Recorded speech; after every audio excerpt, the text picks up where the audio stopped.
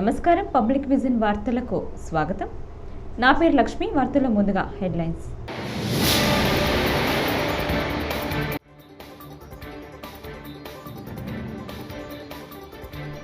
వరద నష్టంపై అంచనాల ప్రక్రియ కొనసాగుతోంది. మంత్రి నారాయణ.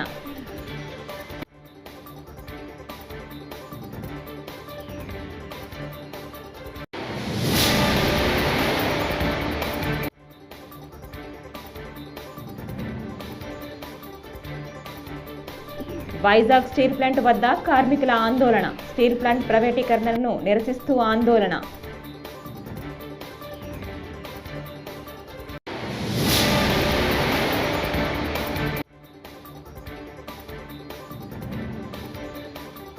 ప్రకాశం బ్యారేజీని బోట్లు ఢీకొట్టుకోవడం కుట్రే. ఇందులో 100% జగన్ పాత్ర ఉంది. వర్ల రామయ్య.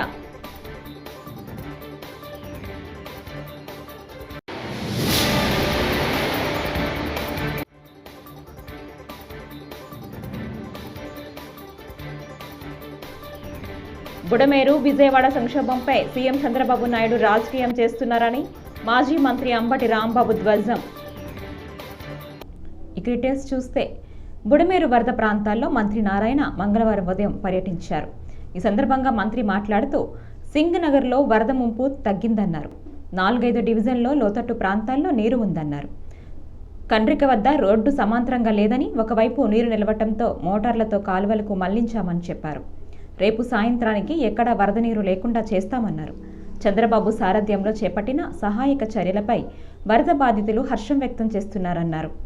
64 డివిజన్లు ఉంటే అందులో 32 డివిజన్లు టోటల్గా వరదలో చిక్కుపోయినాయి. కొన్ని డివిజన్లు అయితే 10 అడుగులు కూడా నీళ్ళు వచ్చినాయి. అంటే ఫస్ట్ ఫ్లోర్ వినిగిపోయింది. కొన్నిట్లో 8 అడుగులు, 6 అడుగులు, 4 అడుగులు ఇలా రావటానికి ఏంటంటే గత 200 సంవత్సరాల్లో ఎప్పుడు రాని విధంగా ఒకేసారి వర్షం రావటం, బుడమేరు పొంగటం, గండు పట్టడం, అదేవిధంగా కృష్ణా రివర్ కూడా ఎప్పుడు రాని విధంగా 11.43 లక్షల క్యూసెక్కులు వాటర్ రావటం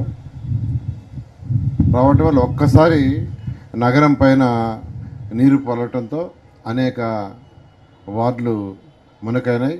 అయితే ముఖ్యమంత్రి గారు వెంటనే స్పందించి ఆ స్పాట్కి రావటం, చూడటం, వెంటనే సహాయక చర్యలకు అన్ని డిపార్ట్మెంట్ని, అందరు మినిస్టర్లని, ఎమ్మెల్యేలని, అధికారులను అప్రమత్తం చేసి అందరికీ వర్క్ అలాట్ చేశారు.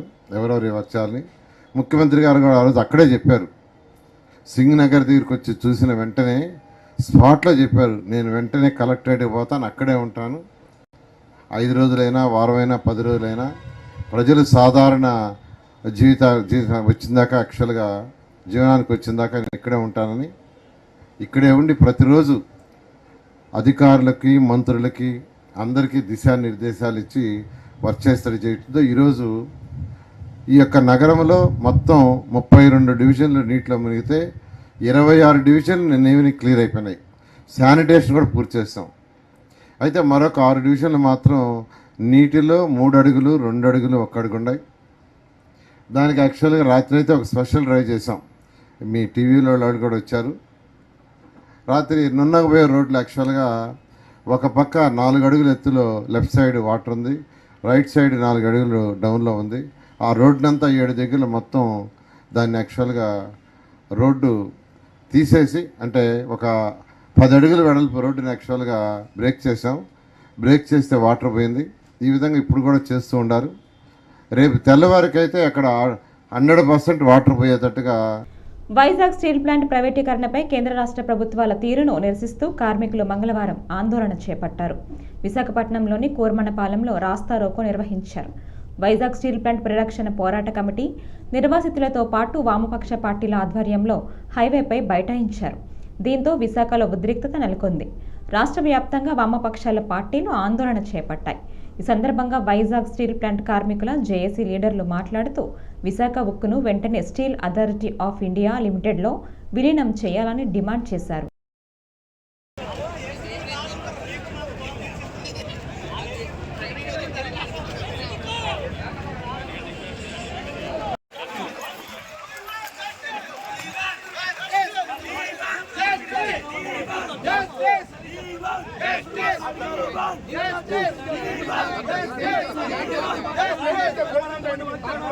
నిలబెట్టుకోవాలి, బీజేపీ చర్యల్ని అడ్డుకోవాలి.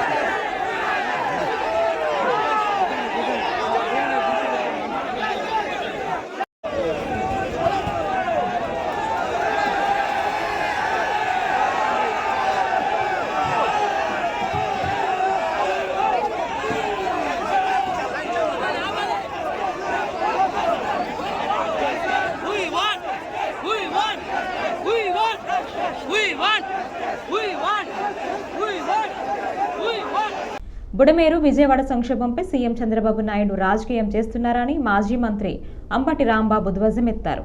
వైఎస్ఆర్సీపీని టార్గెట్ చేస్తూ కక్షపూరితంగా విమర్శలు చేస్తున్నారని మండిపడ్డారు. ప్రకాశం బ్యారేజీలో 3 పడవలపై తప్పుడు విమర్శలు చేస్తున్నారని దుయ్యబట్టారు. ఈ మేరకు తాడేపల్లిలో మంగళవారం ఆయన మాట్లాడుతూ బ్యారేజీలోకి 3 బోట్లే కాదని టూరిజం బోట్లు వచ్చాయని తెలిపారు. బోట్లు తెగిపోతే వైఎస్ఆర్సీపీకి ఏం సంబంధమని ప్రశ్నించారు. ఆ 3 ప్రకాశం బ్యారేజ్ని పలుమార్లు గుద్దుకున్నాయని, ఆ గుద్దుకోవటం వలన ప్రకాశం బ్యారేజీ దెబ్బతినదని, దెబ్బతినటమే కాదు ప్రకాశం బ్యారేజీ కొట్టుకుపోయే పరిస్థితి వచ్చేటటువంటి అవకాశం ఉందని, దీనంతటికీ కారణం వైఎస్ఆర్ కాంగ్రెస్ పార్టీ కారణమని, అంతకు మించి ఇది ఒక కుట్రని, ఏదో ఒక విధంగా ప్రకాశం బ్యారేజీకి నష్టం చేసి ఆ వచ్చినటువంటి నష్టం తెలుగుదేశం పార్టీ వల్లే వచ్చింది అని ఒక అపవాదును క్రియేట్ చేయాలనేటువంటి ఉద్దేశంతో వైఎస్ఆర్ కాంగ్రెస్ పార్టీ నాయకులు ఈ కుట్ర పన్నారనేటువంటి మాట చంద్రబాబు నాయుడు గారు చెప్తున్నారు, ఇరిగేషన్ మంత్రి గారు చెప్తున్నారు, హోంమంత్రి గారు చెప్తున్నారు. వారికి ఉన్నటువంటి మొత్తం పత్రికా రంగంలో వారికి ఉన్నటువంటి బలం అంతా కూడా పత్రికలు రాస్తున్నాయి, టీవీ ఛానల్ చెప్తున్నాయి. దీనన్నిటికీ కారణం వైఎస్ఆర్ కాంగ్రెస్ పార్టీ కుట్ర. ఈ పెద్ద ప్రమాదం సంక్షోభం నుంచి కూడా వైఎస్ఆర్ కాంగ్రెస్ పార్టీ మీద కేసులు పెట్టాలి, కేసులు పెట్టి వారిని హింసించాలి అనేటువంటి దృక్పథంతో ఇవాళ చంద్రబాబు నాయుడు గారు పనిచేయటం చాలా దురదృష్టకరమని ఈ సందర్భంగా నేను చెప్పదలుచుకున్నాను. అసలు ఇదేం నాకు అర్థం కాల. 3 పడవలు గుద్దుకున్నాయంట. 3 పడవలు కాదు, చాలా పడవలు గుద్దుకున్నాయి. నేను మనవి చేస్తున్నా, మొన్న జరిగినటువంటి ఈ పెద్ద వరద వల్ల సుమారుగా 10,42,000 క్యూసిక్ అనుకుంటాను, లేదా 11 లక్షల పైచి 11,43,000 క్యూసిక్ల వాటర్ ఎగువ నుంచి వచ్చింది. చాలా పెద్ద ప్రవాహం, అది చిన్న ప్రవాహం కాదు. బహుశా ప్రకాశం బ్యారేజ్ గేట్లను బోట్లు ఢీకొట్టున్న ఘటనపై అధికారులు ముఖ్యమంత్రి చంద్రబాబుకు నివేదిక సమర్పించిన విషయం తెలిసిందే. ఈ ఘటనలో కుట్ర కోణం ఉందని అధికారులు నివేదికలో పేర్కొన్నారు. బ్యారేజీ గేట్లను ఢీకొట్టిన ఘటనలో దర్యాప్తు ముమ్మరం చేసిన పోలీసులు 2 నిందితులను అదుపులోకి తీసుకున్నారు. గొల్లపూడికి చెందిన పడవల యజమాని ఉషాద్రిని, సూరయ్యపాలెంలో వాసికోమటి రామ్మోహన్ను విజయవాడ పోలీసులు అరెస్టు చేశారు. అనంతరం వారిని విజయవాడ కోర్టులో హాజరుపరిచారు. న్యాయస్థానం వారికి 14 రోజుల రిమాండ్ విధించింది. ఇదే విషయంపై తాజాగా టీడీపీ నేత వర్ల రామయ్య మీడియా సమావేశంలో మాట్లాడారు. ఆయన is a man of criminal instinct. ఆయన ప్రతిదీ కూడా నేరపూరిత ఆలోచనలతో కూడుకొని ఉంటాయి. ప్రజాసేవ చేయటంలో కూడా నేరాన్ని జొప్పించిన వ్యక్తి అతను. ముఖ్యమంత్రిగా 5 సంవత్సరాలు పనిచేసినా కూడా నేరపూరిత మనస్తత్వంతోనే అతను ముఖ్యమంత్రిగా పనిచేశాడు. అధికారంలోకి రావటానికి కూడా he used his criminal instinct wear ever it is necessary. ఎక్కడెక్కడైతే అవసరం ఉందో అక్కడ ఈ క్రిమినల్ ఇన్స్టింక్ట్, నేరపూరిత ఆలోచనలు ఆయన వాడుతూనే ఉన్నారు. దాని ఫలితంగా అధికారంలోకి వచ్చారు. 5 సంవత్సరాలు ముఖ్యమంత్రిగా పనిచేయటం జరిగింది. చాలా దురదృష్టం అది. నిన్న ప్రకాశం బ్యారేజ్ దగ్గర ఈ పడవలతో ఢీకొట్టడం కూడా జగన్మోహన్ రెడ్డి గారి కుట్రలో భాగం. అది జగన్మోహన్ రెడ్డి గారు, సజ్జల రామకృష్ణారెడ్డి గారు, మాజీ ఎంపీ సురేష్ గారు, ఎమ్మెల్సీ తలసల రఘురామ్ గారు, వీళ్ళ నలుగురు పన్నిన కుట్రలో భాగమే బ్యారేజ్ని పడవలతో ఢీ కొట్టించటం. చాలా క్రిమినల్ అఫెన్స్ అది. ఒక భయంకరమైన కుట్ర అది. ప్రకాశం బ్యారేజ్ అదొక నేషనల్ ఎసెట్, అది జాతీయ సంపద. ప్రకాశం బ్యారేజ్ ఎవరి సొత్తో కాదు, వర్లరామయ్యదో, నారా చంద్రబాబు నాయుడు గారిదో, నారా లోకేష్ బాబు గారి సొత్తో కాదు. అది జాతి సంపద. రాష్ట్ర ప్రజల, దేశ ప్రజల సొత్తు అది. అందుకనే నేషనల్ ఎసెట్ అది. చంద్రబాబు, నువ్వు ఎన్ని కథలు చెప్పినా, ఎల్లో మీడియాలో ఎలివేషన్ ఇచ్చినా ప్రజలు ఆగ్రహంగా ఉన్నారని వైఎస్ఆర్సీపీ అధికార ప్రతినిధి పోతిన మహేష్ అన్నారు. చంద్రబాబు మాటలు చూస్తుంటే ఆయనకు చాదస్తం ఎక్కువైందనిపిస్తోందని ఎద్దేవా చేశారు. పోతిన మహేష్ ట్విట్టర్ వేదికగా వరదొచ్చినా బురదొచ్చినా, ఆఖరికి ప్రపంచం మీద కరోనా మహమ్మారి వచ్చినా కారణం వైఎస్ జగన్ అనే చంద్రబాబు మాట్లాడేలా ఉన్నారు. అధికారంలోకి వచ్చాక బాబుకు చాదస్తం ఎక్కువైందనిపిస్తోంది. కురుస్తున్న వర్షాలు తెలుసు, కట్టెలు తెంచుకుంటున్న కృష్ణానది తెలుసు. అయినా సరే విజయవాడ మునిగే వరకు అసలు ఏ వాగులు ఎక్కడెక్కడున్నాయో తెలియలేదు ప్రభుత్వానికి అంటూ మహేష్ కామెంట్స్ చేశారు. తెలియదు. వరదకి ముందు చేయాల్సిన హెచ్చరికలు చేయక, ముంపు ముంచుకొచ్చాక, ప్రజలు నేట మునిగాక వారికి సరైనటువంటి పునరావాసం గాని, ఆహారం గాని, మంచినీరు గాని, సౌకర్యాలు గాని కల్పించలేదని, అందుకే విజయవాడ నగర ప్రజలకి చిర్రెత్తిందని తెలుసుకొని వారిని శాంతిపరచడానికి, ఏదో రకంగా ప్రజల్ని మభ్యపెట్టడానికి చంద్రబాబు నాయుడు గారు విజయవాడ రోడ్ల మీద ముంచెత్తిన నీళ్లలో బోట్ల మీద తిరుగుతా ఉన్నారు. అసలు ఆ బోట్లు రోడ్ల మీదకి రాకుండా ఆపలేకపోయినటువంటి తన చేతకానితనాన్ని కప్పిపుచ్చుకోవడానికి ఈ రోజున బోటు రాజకీయానికి తెరలేపారు. బోటు రాజకీయానికి తెరలేపారు. మీరు ఎన్ని కథలు చెప్పినా, మీ సొంత మీడియాను వాడుకొని ఎన్ని ఎలివేషన్స్ ఇచ్చినా ప్రజలకు సరిగ్గా ఆహారం అందించలేకపోయారు. ప్రజలకు అండగా నిలబడలేకపోయారు. ప్రజలకి కోపం తగ్గలేదని మీకు అర్థమైపోయింది. అందుకనే ప్రజల్ని పక్కదారి పట్టించడానికి గొల్లపూడి బోట్లు వైసీపీ వాళ్ళయే అంటూ కొత్త కుట్రకి తెరలేపారు. ప్రకాశం బ్యారేజ్కి 70 గేట్లుంటే 5 బోట్లు 10 లక్షలకి పైగా క్యూసెక్ల వరదని ఆపగలవా? 10 లక్షలకి పైగా క్యూసెక్ల వరద నీటిని, వరద ప్రవాహాన్ని 5 బోట్లు ఆపగలవా? ఎవడైనా సరే బోట్లను వదిలేటప్పుడు పార్టీ రంగులేసుకుని ఎవరైనా వదులుతారా? ప్రకాశం బ్యారేజ్కి అడ్డంగా పెట్టాలనుకుంటారా? ఇలాంటివి 40 ఏళ్ల క్రితం రాజనాల సినిమాలో విలనిజం చేస్తే ఇలాంటి తిరుమల శ్రీవారిని ఆధ్యాత్మిక గురువు శ్రీ శ్రీ రవిశంకర్ దర్శించుకున్నారు. అష్టాదళ పాద పద్మారాధన సేవలో పాల్గొని స్వామివారికి మొక్కులు చెల్లించుకున్నారు. దర్శనానంతరం రంగనాయకుల మండపంలో పండితులు వేద ఆశీర్వదనం చేసి శేషవస్త్రం తీర్థప్రసాదాలను అందజేశారు. అనంతరం ఆయన ఆలయ మాడవీధుల్లో ప్రదక్షిణ చేసి తిరుగు ప్రయాణమయ్యారు.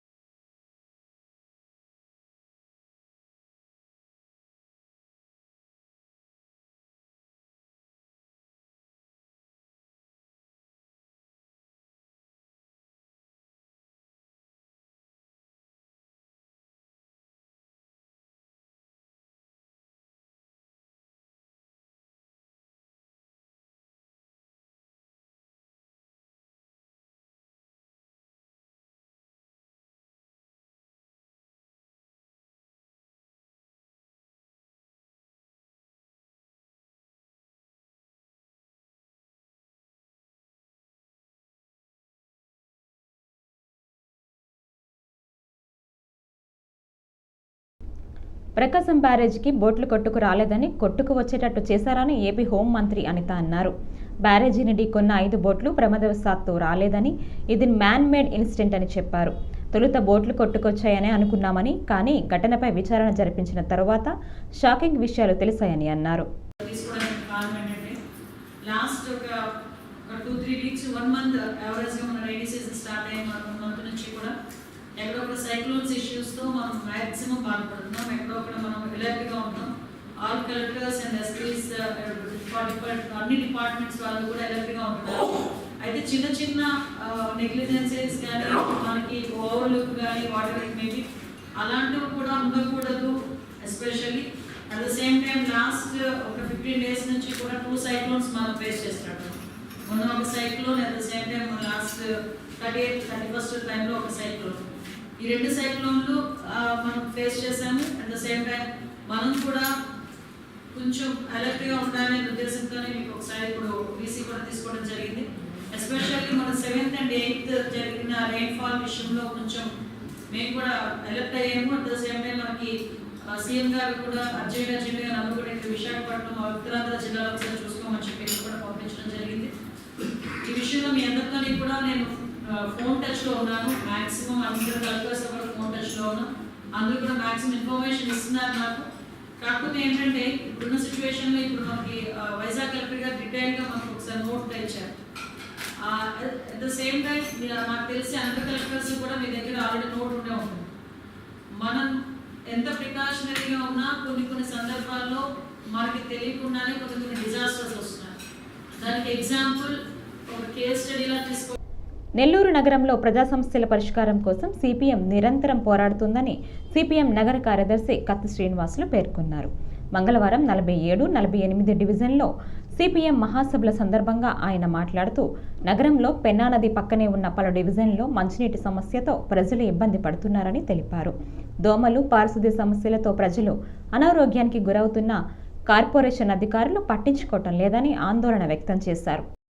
కమిటీ ఆధ్వర్యంలోని సిపిఎం శాఖల మహాసభలు సెప్టెంబర్ మాసం అంతా కూడా నిర్వహిస్తూ ఉన్నాం. సెప్టెంబర్ నెలాఖరులోపు ఈ శాఖ మహాసభలన్నీ కూడా పూర్తి చేసి నెల్లూరు సిటీ నియోజకవర్గ పరిధిలో ఉన్నటువంటి 28 వార్డులలో ఆయా ప్రాంతాలలో ప్రజలు ఎదుర్కొంటున్నటువంటి సమస్యల మీద, అదేవిధంగా పని ప్రదేశాలలో కార్మికులు ఎదుర్కొంటున్నటువంటి సమస్యల మీద ఈ యొక్క శాఖ మహాసభలలో చర్చలు జరుగుతాయి.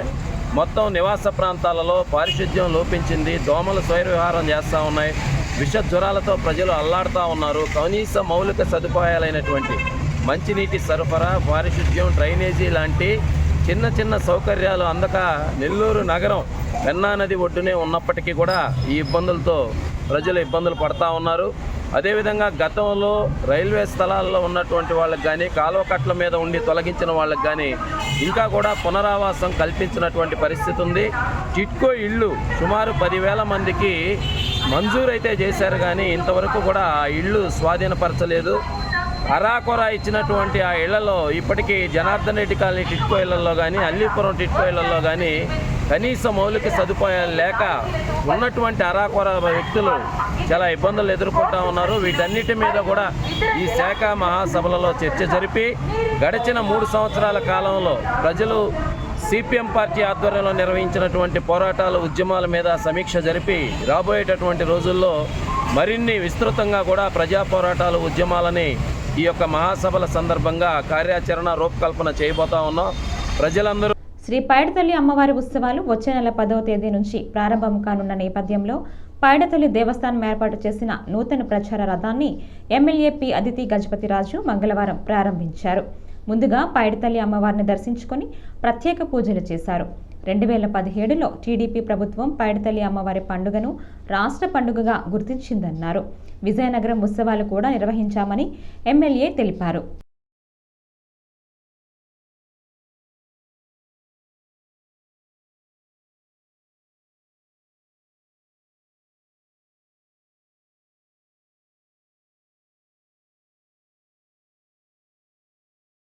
రథం మొత్తం ఉత్తరాంధ్ర తిరిగి అన్ని ప్రచారం చేస్తుంది. అమ్మవారి పండుగకి ఏ విధంగా ఏ డేట్స్ అవన్నీ ప్రచారం చేస్తారు. అయితే మనం చూస్తే 20 తారీఖున రాట ఉంది.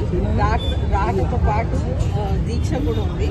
అలాగే 14వ తారీఖున తొండేలు, 15న సిరిమాన్ ఉత్సవం, అలాగే 22వ తారీఖున తెప్పోత్సవం, అలాగే 29వ తారీఖున ఉయ్యాల కంబాల, అలాగే 30 తారీఖున చండీ హోమంతో పూర్తవుతుంది ఈ అమ్మవారి పండుగ అనేది. ప్రతి సంవత్సరం శ్రీ శ్రీ శ్రీ పైడితల్లి అమ్మవారు పండుగ అనేది విజయనగరంలో అందరూ కూడా వచ్చి పాల్గొంటారు.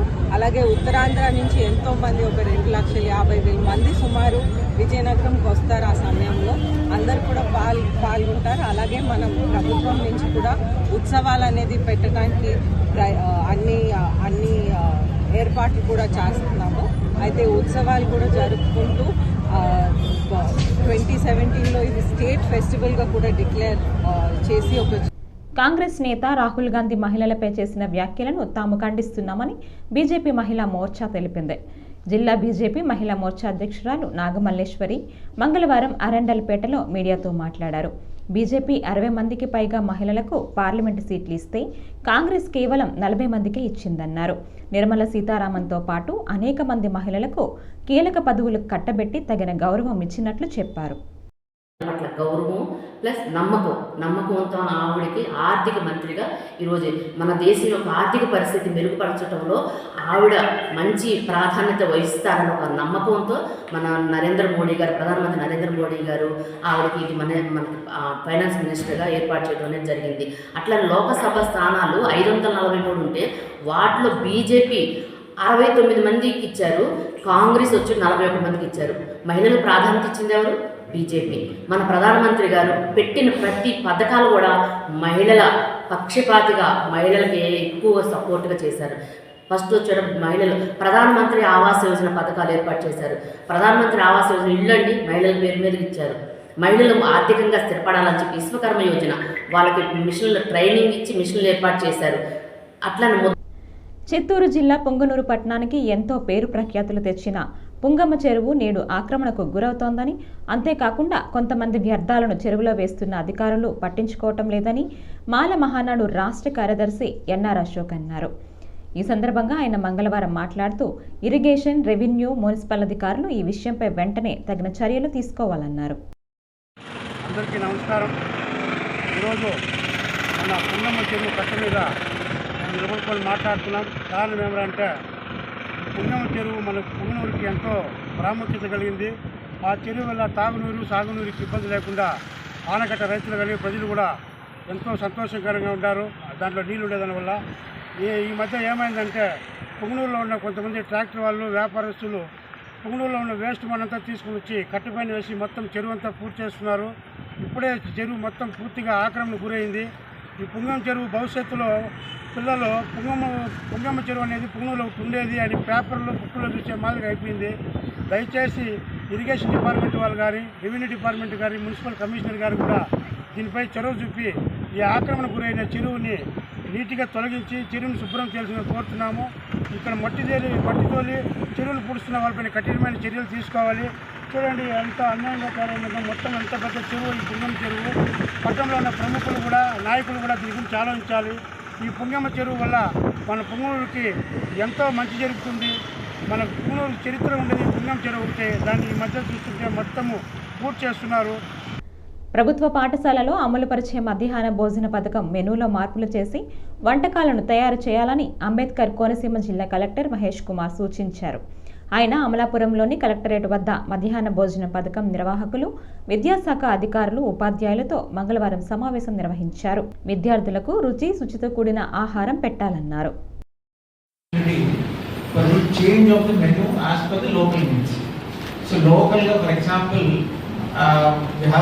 cuisine variety అనేది ఎవ్రీ జిల్లాకి స్పెసిఫిక్ లొకాలిటీకి స్పెసిఫిక్గా ఉంటుంది. So what food we eat in Konaseema it's something different from what we eat in Srikakulam, what we eat in Rayalaseema, some other places. So మనకి ఉంటుంది, మన టేస్ట్ హ్యాబిట్స్ వేరే ఉంటాయి, కల్చరల్ హ్యాబిట్స్ వేరేగా ఉంటాయి. సో ఒక యూనిఫామ్ మెనూ అనేది త్రూఅవుట్ ది స్టేట్ ఇంప్లిమెంట్ చేయడం వల్ల మెనీ ఆఫ్ ది ప్లేసెస్లో మధ్యాహ్నం ఎప్పుడైతే మనం పిల్లలకి పెడుతున్నామో there is a feedback that వాళ్ళు ఎంటర్టైన్ చేయట్లేదు, they are not liking it అనేది వస్తుంది. సో దాన్ని సర్కమెంట్ చేయడానికి government has given us a good opportunity. Actually this is basic good opportunity for us. మనకి మన లోకల్లో ఉండే అవైలబుల్ ఉండే వెజిటబుల్స్ కావచ్చు, పప్పులు కావచ్చు, వాట్ ఎవర్ బ్రేక్ఫాస్ట్ కావచ్చు, లంచ్ కావచ్చు, ఏమైతే మనం చేసుకోవచ్చో దాన్ని as per the nutrition guide lines ప్రకారం వెరిఫై చేసుకొని మనం దీంట్లో ఇంక్లూడ్ చేయొచ్చు. సో ఈ ఎక్సర్సైజ్ చేయడానికి ఎవరెవరైతే ఇంట్లో స్టేక్ హోల్డర్స్ ఉన్నారో వాళ్ళందరినీ పిలవడం జరిగింది. సో మీరు యూ హ్యావ్ టు డిస్కస్ థ్రెడ్వేర్. So each for example Monday menu ఏముంటుంది. ఈ వార్తలు ఇంతటితో సమాప్తం. నమస్కారం.